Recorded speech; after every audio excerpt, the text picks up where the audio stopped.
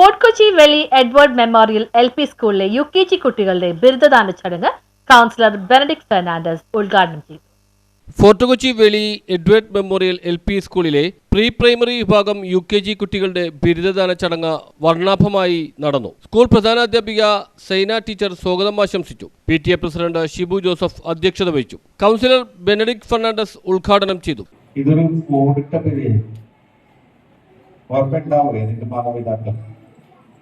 തോന്നുന്നുണ്ടാവില്ല അല്ലേ? നമ്മളത് ഇങ്ങനത്തെ ഒരു അന്തരീക്ഷത്തിലേക്ക് എത്തിച്ചു.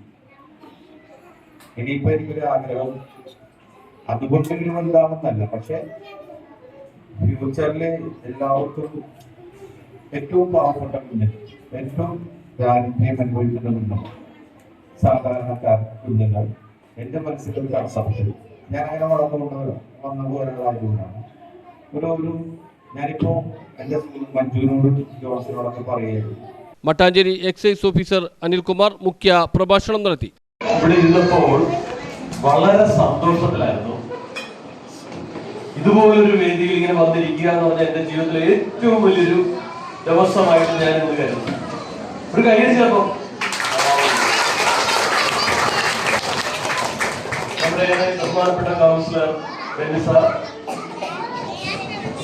ഹെഡ് മിസ്റ്റേഴ്സ് അച്ചാമ്മ ടീച്ചറുണ്ട്, സൈന ടീച്ചറുണ്ട്, PTA പ്രതിനിധികളായ സാറ്, മറ്റു ടീച്ചേഴ്സ്, പേരൻസ്, എന്റെ സ്നേഹം നിറഞ്ഞ കുട്ടികളെ, മറ്റു സഹപ്രവർത്തകരെ, ഞാനിവിടെ ഇന്ന് വരുമ്പോൾ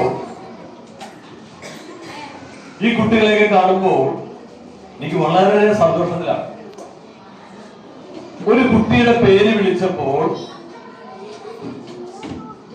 ആ കുട്ടിയെ ആദരിക്കുന്ന ചടങ്ങിൽ ഒരു പേരന്റിന്റെ മുഖത്തു നിന്നും അവർക്ക് സന്തോഷം ഞാൻ ശ്രദ്ധിച്ചു. എന്റെ മോനെ ആദരിക്കുന്നു, പേര് വിളിക്കുന്നു.